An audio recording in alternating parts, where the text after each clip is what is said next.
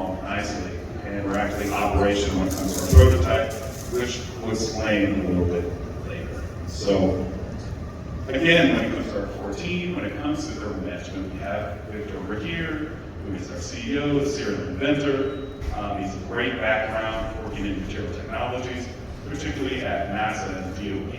And he's the one who's patented this process that I'll explain a little bit as we go on. My background is in economic development, business development, working in manufacturing supply chains. I used to work at the U.S. Department of Commerce as a specialist, pretty much going overseas, checking out Chinese factories, probably 95% of Chinese factories, and then seeing if we needed to impose a duty or a tariff and kind of move forward. So I'm very familiar when it comes to the supply chain process. And then one of our newest team members, Kyle Johnston, PhD in physics, both nuclear and lasers, and expertise when it comes to building these types of machines and this process, which it will make sense in just a little bit. So when we talk about thermal management, we're talking about parallel processing, artificial intelligence, quantum computing, blockchain. All of these technologies are being integrated in everyday products. The thing about these products is they're becoming faster, more powerful, but smaller in form factor because of that they're generating exponential amounts of heat. And heat is going to be electronics. You've all been on your phone, all in your laptop, probably on TikTok or on YouTube. It's getting hot. You can't handle it. And so as we're integrating more of these new technologies, heat is becoming a bigger and bigger issue. For example, for every 10-degree rise in temperature, you get a 50% reduction in product reliability. So literally every degree matters. Otherwise, you get heat catching fire. You get phones blowing up on planes. You get laptops that are just burning out. So we have to deal with the heat. Otherwise, we can't electrify our future, and we can't really move forward with more advanced technologies. So, where does that leave us? Well, the current solutions we have are fans, but they're dated, we can't keep up.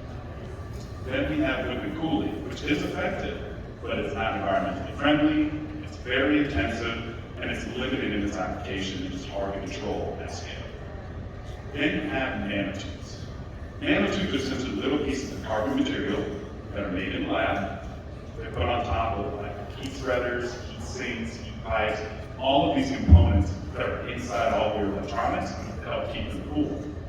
The problem with nanotubes is the fact that while they do work, they're very hard to scale. They're very, very small. They have to stick them on top of like these metal components, and they just don't last very long. And so the technology's been around for about 20, 25 years, but it really hasn't rescaled. So what's the current solution? Well, we have our solution. I know, very convenient, but essentially we use an active laser structuring process that creates nanostructures on the surface of these materials and components so that we can expand surface area, increase emissivity, and overall improve thermal management. And so essentially what we're doing, we're taking a laser, it goes extremely fast, it's almost called like cold ablation, and it's sculpting these structures that essentially turn the surface of these components and these materials into heat sinks. So it works very, very well. So to kind of give you a little more process, here you go, a little graph that kind of explains a little bit how this process actually works. It's very precise, it's very clean, it's actually very simple, but for the most part, up until recently, the technology is not there where you could really scale this. Now we're at the stage where you can do that. Over here, pretty much to the right, you can see you have an Intel Mac Mini. And essentially we do our laser structuring process, which also is called nano machining, where on the left side you have one that's non-nano machine, one that is pretty much machined afterwards, and you can see it's actually hotter over there. That's because it's emitting more thermal radiation quickly while waiting for the product. So overall, it can keep cool. So essentially that heat is getting away from electronics and not causing problems down the road, so that you have longer life cycles, can work more efficiently, and then move forward as a product. So as you can see, here's what you're seeing really at the micro level, what's actually happening. Over to the left, we have like aluminum and copper, untouched. To the right, that's where you're seeing these microstructures being created with our laser scoping process. So you're increasing the surface area, you're creating this heat sink-like effect, And now, overall, whatever's in a battery, a microchip, a solar cell, the heat's getting away, it can work more efficiently and keep cool. So obviously, you can see a little bit of the pattern here. The more surface area, more emissivity, the better off these equipment. So, how are you going to deploy this technology? Well, we have to build a laser station that can then fit for a production line.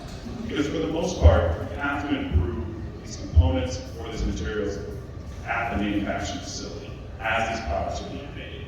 And so here's kind of a little demonstration of what it looks like, what it can be, what's at the sales price station, because ultimately you're working with major manufacturers to improve these components like heat spreaders, heat sinks, heat pipes, radiators. All of these components can be improved, even electrodes for batteries. Because if we can, for example, increase the surface area and the emissivity of these batteries that are becoming more powerful, you're going to have more issues where EVs are going to catch fire because you have to find a way to dissipate that heat. So here's our prototype. It's now operational. That's deployed in the process. We're very happy about it, very excited, working very well. We're working with our industry partners and customers to improve their products and then be able to build laser stations for them at scale. And so again, we have some great partners that provided about 300,000 in-kind services to build this because they see how this can be potentially revolutionary when it comes to energy. So these are really our main revenue streams.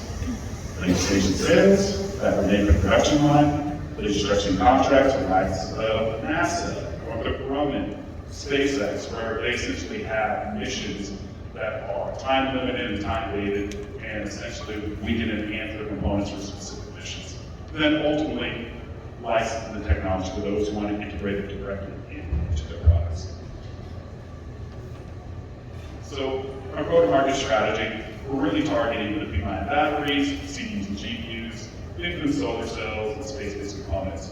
But funny enough, the industry that's been really coming to us is actually the space industry, because there's only so many ways to cool electronics in space to pretty much do radiation. And so when it comes to things like satellites, well, if you cannot dissipate the heat, that thing is just going to stop working, and it's just going to be ineffective and it becomes space junk. So as we're having more technologies like artificial intelligence, which is more power intensive, which is also more data intensive, that heat is being generated, we have to find a way to deal with it. One thing that a lot of people don't realize when it comes to something like artificial intelligence is that the amount of power it takes to run these data centers, because when people hear the cloud, they think it's just something that's up in the air.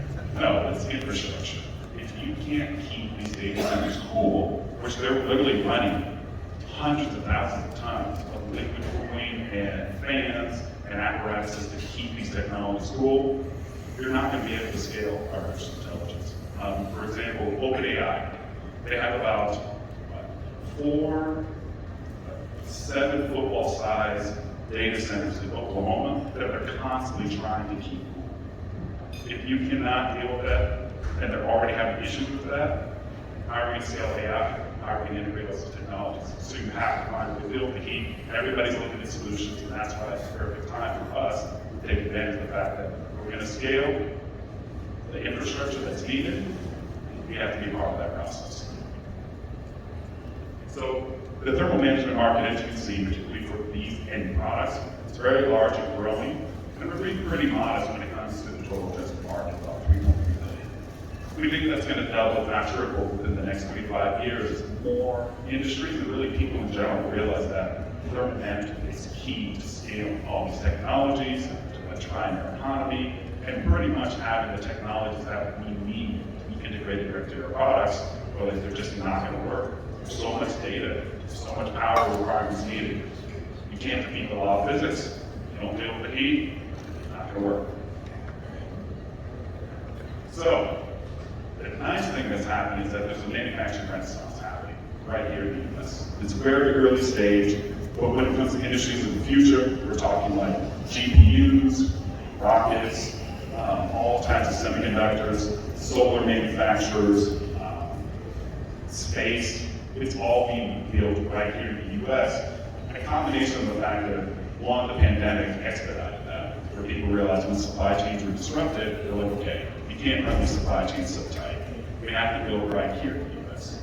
Then you have government incentives like the CHIPS Reduction Act and the Inflation Reduction Act, where they're spending billions of dollars to incentivize companies, US companies to build here right in the US, but also foreign companies that will get tax advantage for building also here in the US, pretty much strengthening the supply chains and manufacturing capacity here, right here in America. So this is really a perfect time to take advantage of that. Manufacturing is coming back. It's going to look different, but it's coming back, and it's much needed. So ultimately, when it comes to our roadmap, we're moving along nicely and have pretty much our perfect operational. We're starting the process of working with customers in terms of building laser stations for the production line. But then ultimately, we're looking to integrate AI into our technology stack, particularly when it comes to laser manufacturing, laser structuring at scale, because it's a repeatable process.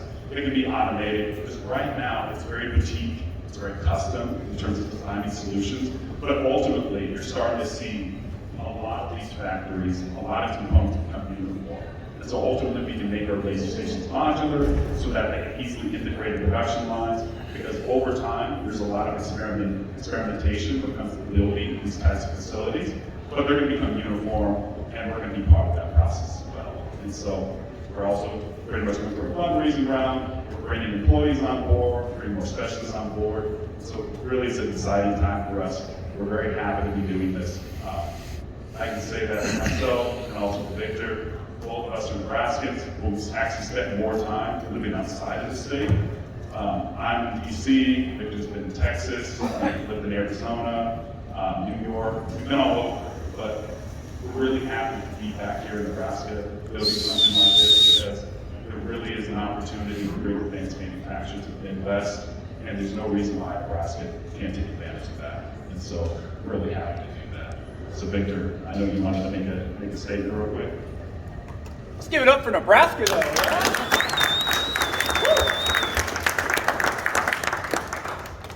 Now, where we are in terms of the future right now, working for the operations, the current labs, Chicago, the Department there for really about years.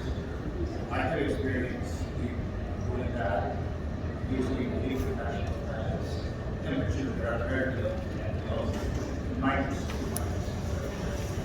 But also, Manchester is very good thing here. Obviously, this year, in the world will be about 90% of the computers will have to be copilots, artificial intelligence PCs. And that will create enormous necessity for thermodynamic systems and technologies. We work in both classical physics and quantum physics. My area is primarily quantum. But also by 2026, 2027, 60% of the PCs, computers in the world, we integrate narrow microprocessors. The local storage, so that creates velocities, heat transfers, and that's opportunities for quantum computing. By 2030, 1% of the PCs will be copilot artificial intelligence. And that creates enormous challenges in thermal management systems, both for space and terrestrial applications. We submitted LDRs to NASA, carried by Department of NASA, many years to the Department of Energy. We expect no news from there, but most likely than not, we're going to be involved in quantum computers, cooling systems.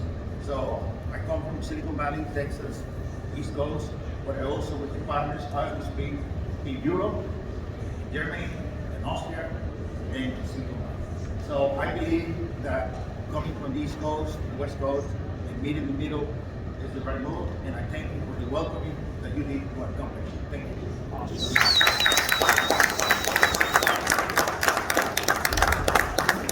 thank you for that, Victor, and thank you all for listening to us, and we'll answer any questions you may have.